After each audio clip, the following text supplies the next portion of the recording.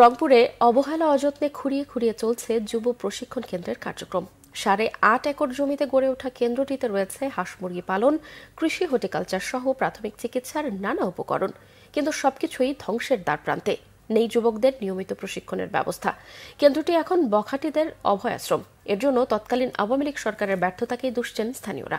রংপুর থেকে জুয়েল আহমেদের তথ্য ও ছবিতে থাকছে বিস্তারিত। রংপুরে যুবদের কর্মমুখী করতে 31 বছর আগে নির্মাণ করা হয় যুব প্রশিক্ষণ কেন্দ্র। 2 যুগের বেশি পার হলেও দৃশ্যমান কোনো সফলতা পায়নি প্রতিষ্ঠানটি। জনবল সংকট আর পরিচর্যার অভাবে অবকাঠামো সহ নষ্ট হয়েছে শিক্ষার পরিবেশ।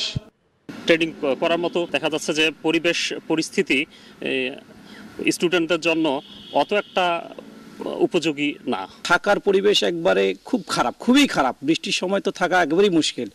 যখন বৃষ্টি শুরু হয় তখন দেখা যায় যে খাট একদিক থেকে সরে অন্য দিকে নিয়ে যায়, আবার বারান্দার মধ্যে পানি জমে থাকে। কৃষি, পশু ও মৎস্য খামার সহ কেন্দ্রটিতে প্রশিক্ষণের বিভিন্ন সরঞ্জাম থাকলেও নেই তার সঠিক ব্যবহার।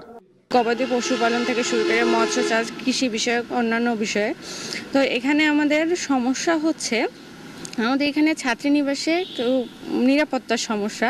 আমরা এই জরাজীর্ণ প্রশিক্ষণ কেন্দ্র চাই না, আমরা একটা আধুনিক প্রশিক্ষণ কেন্দ্র চাই, যেখান থেকে হাজারো বেকার যুবক প্রশিক্ষিত হয়ে তাদের সুকর্মে নিয়োজিত হতে পারে। গবেষকরা বলছেন, কেন্দ্রটিকে যথাযথ ব্যবহার করা হলে এ অঞ্চলে তৈরি হতো নতুন নতুন উদ্যোক্তা। যে আবু সাঈদের যে বিভাগ, সেই বিভাগে যুবকদের প্রশিক্ষণের জন্য এখানে দ্রুত এখানে বাজেট বাড়ানো হবে, প্রশিক্ষণের যন্ত্রপাতি সরবরাহ করা হবে এবং যে প্রশিক্ষণগুলো আসলেই একটি কৃষিভিত্তিক জনপদের যুব সমাজকে কর্মক্ষম করে তুলবে বা আত্মনির্ভরশীল করে তুলবে, সেই ধরনের প্রশিক্ষণের ব্যবস্থা করতে হবে।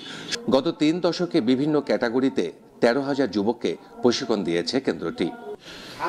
যুব শক্তিকে প্রসারিত করতে এই প্রশিক্ষণ একাডেমি এই অঞ্চলের জন্য গুরুত্ব বহন করলেও আওয়ামী লীগ সরকার এটিকে গুরুত্ব দেননি। ফলে ভুতুড়ে পরিবেশে প্রশিক্ষণ নিচ্ছেন তরুণরা। জুয়েল আহমেদ, বাংলা ভিশন, রংপুর।